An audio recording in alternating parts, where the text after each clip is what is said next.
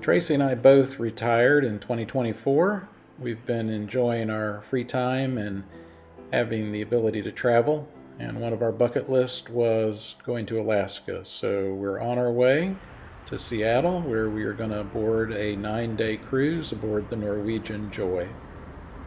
Get a little closer. And look at this. What do you think? It's so pretty. Look at this View. balcony overlooking everything. Step out here and don't. Window's a little dirty.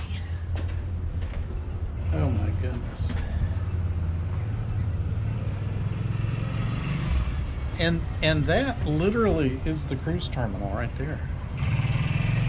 So across the street right there. Yeah. Since we live on the East Coast and there's a 3-hour time difference to Seattle, we decided to fly in the day before. It gave us an opportunity to tour downtown Seattle. And the following morning, we woke up super early, again because of the time difference, and got to see the ship returning from the prior trip. And then later that day, we headed over to the cruise terminal, which was just across the street, and started to get checked in. Okay. And then these are the most important cards now to keep with you for the next 10 days. You use those cards to get into your cabin. Anytime you go on and off the ship, including today, security will ask you for those. And if you wish to make any purchases while you're on the ship, you'll use that card. Norwegian has a very easy check-in process, and no more having to grab your life vest later and go down to the muster station and stand with a bunch of other people. You actually do it as you're boarding the ship. She's taking 20,000 steps already. We had booked a standard balcony cabin on deck 10 on the starboard side of the ship. And so here, as we go out to the balcony, we're looking across at the hotel where we stayed the night before. And after a few hours of roaming around the ship, we're on our way, and we are leaving Seattle in the background. And we're off.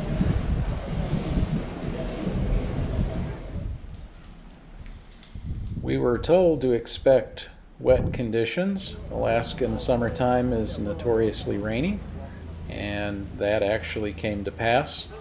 But it wasn't bad. It was really just a light drizzle. Never really rained hard. We were never uncomfortable being outdoors.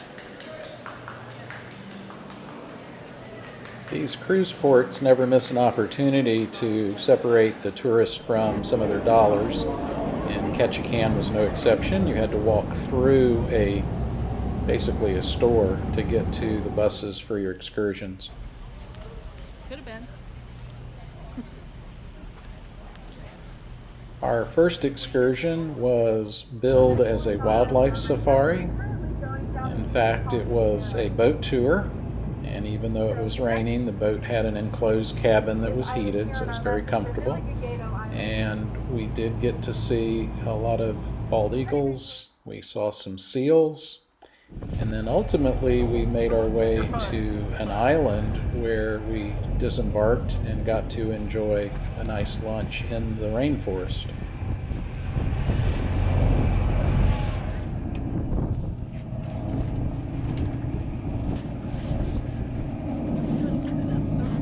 Not right now.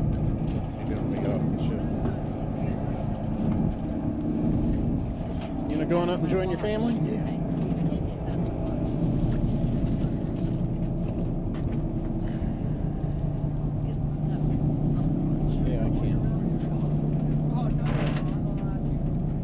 Once we got on the island, we were hosted by several young people from the Tlingit tribe.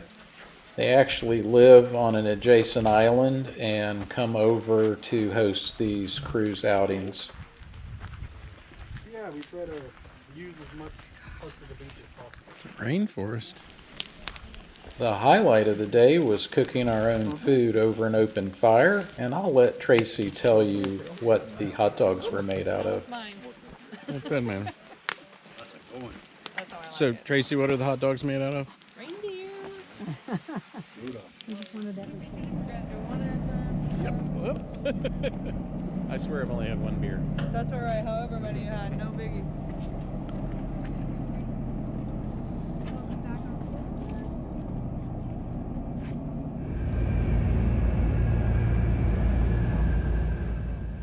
On our way back to Ketchikan, we got to see two bald eagles that were sitting on the railing of a cabin overlooking the water. After we got off the boat, we took a short walk over to historic Creek Street. It's a boardwalk with shops and galleries, and we got to see some seals swimming in the creek.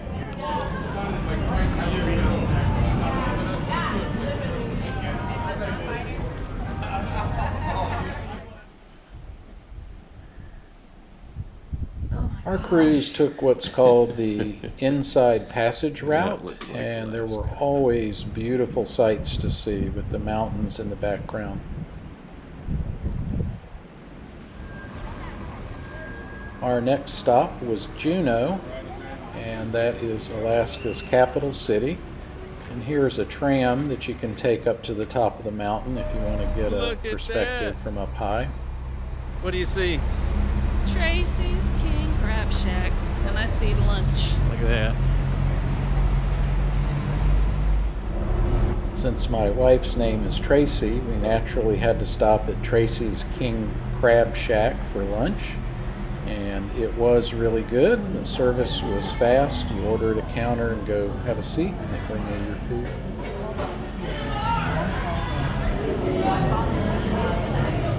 I do have a lingering regret, though, and that is that I didn't buy the Tracy Gave Me Crabs t-shirt.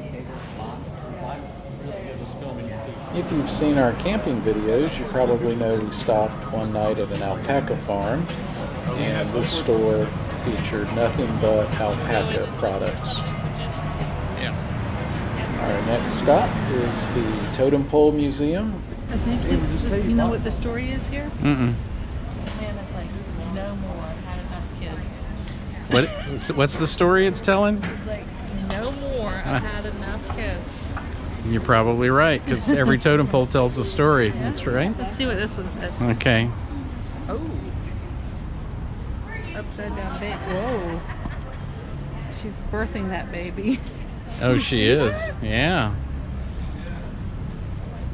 He's got hands on the boobies. Huh. Something's feeding them.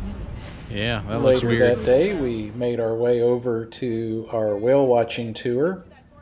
We had originally been booked on a river rafting trip, but due to an unforeseen water release from the glacier, it made the river too rough, and thus we were unable to go on our raft ride. However, this turned out to be probably more enjoyable, and we did get to see a lot of whales.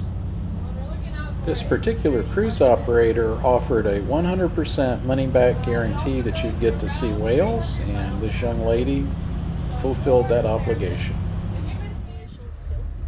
My little GoPro camera was inadequate to get any decent video because of our distance to the whales, so I'm just going to take the next few seconds and share some of the photographs that I took.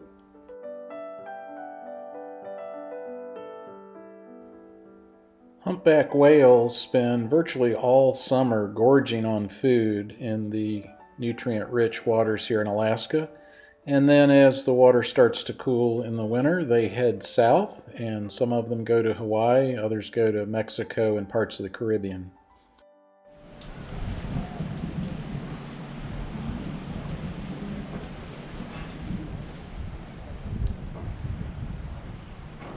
For the National Park Service.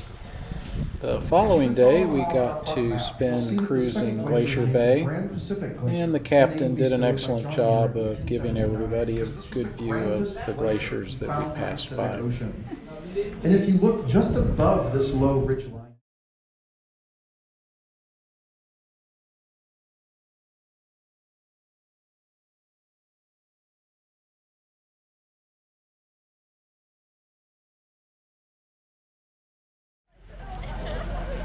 My favorite excursion was the White Pass Railway in Skagway, and my beautiful wife was gracious enough to go along with me, even though she is terribly afraid of heights. And here the train is starting out at sea level and covers about a 20-mile route, and at the terminus where they turn around, you're actually at 3,000 feet of elevation.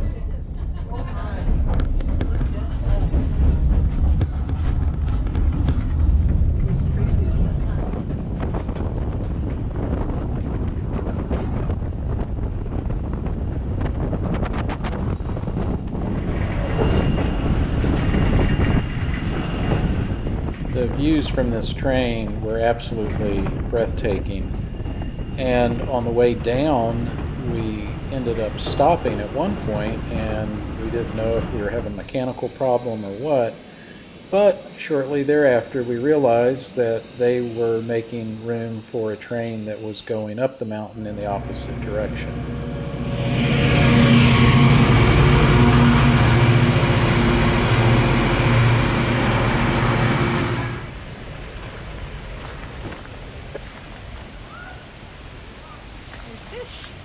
You serious?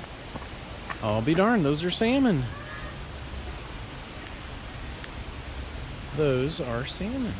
And look, the ones that have already spawned. Tracy, tell everybody where we're at. Skagway. I That's think. right, you had to think about it, didn't you? I did. We're in Skagway. The beautiful, sunshiny city of Skagway.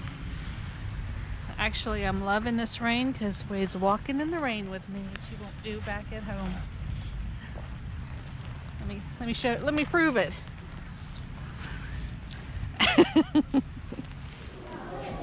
The National Park Service operates a Gold Rush Museum in Skagway, and we got to not only tour it, but got to hear one of the rangers give a talk about the history of the Gold To the Rush. town that he's backed by the military. So, great solution, but in the summer. It's kind of hard to tell today, but Skagway is a Tlingit word that's roughly translated as home of the north wind, roughed up waves, meaning it's usually...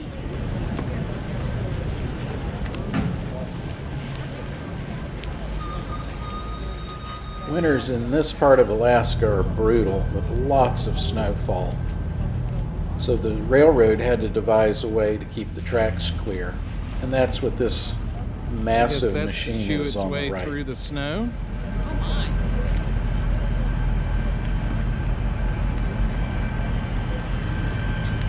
So Tracy was tired after today, so she turned in early, and I'm going to go see what kind of trouble I can get into. So I've got my little cheat sheet here. Let's see here, LGBTQIA social. That's on deck 6. That sounds interesting. And let's see, 18 to 25-year-old meetup. Unhosted. That's the one I'm going to.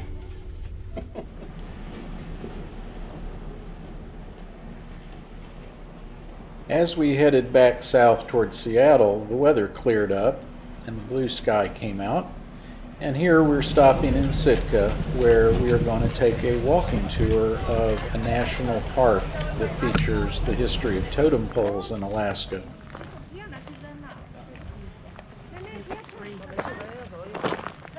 Ooh, look at this.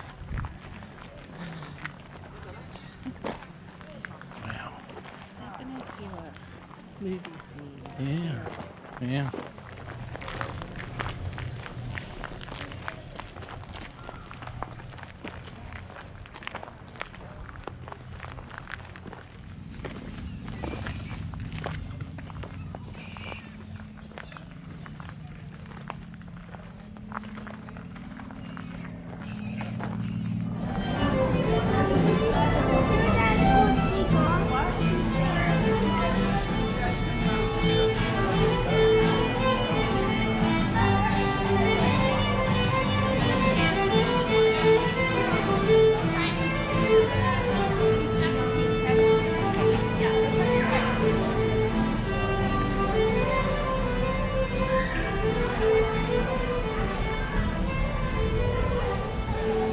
Our next stop will be Victoria, British Columbia.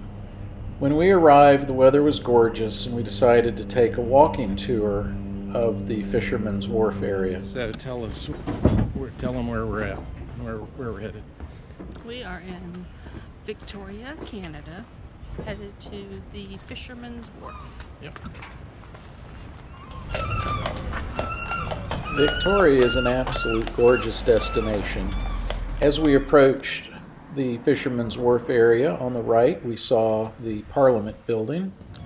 And throughout the downtown area, there were beautiful flower beds and everything was in full bloom.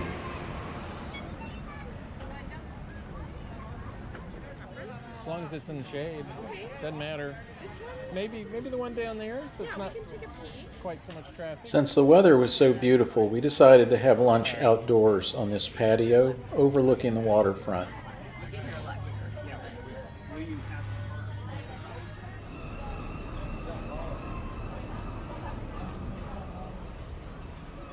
And then after lunch, we took a stroll on this beautiful roadway that is closed to vehicular traffic, and we eventually made our way down to Chinatown.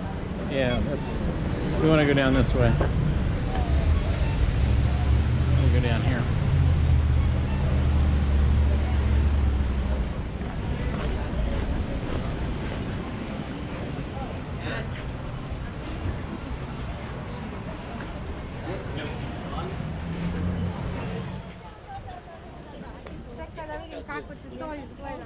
Well, folks, it's getting late in the day and it's time to start our walk back to the ship.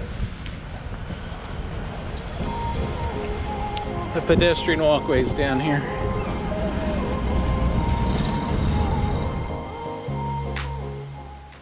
If you enjoyed this video, be sure to hit the subscribe button. And if you want to see more of the cruise ship or Seattle, click on one of these links.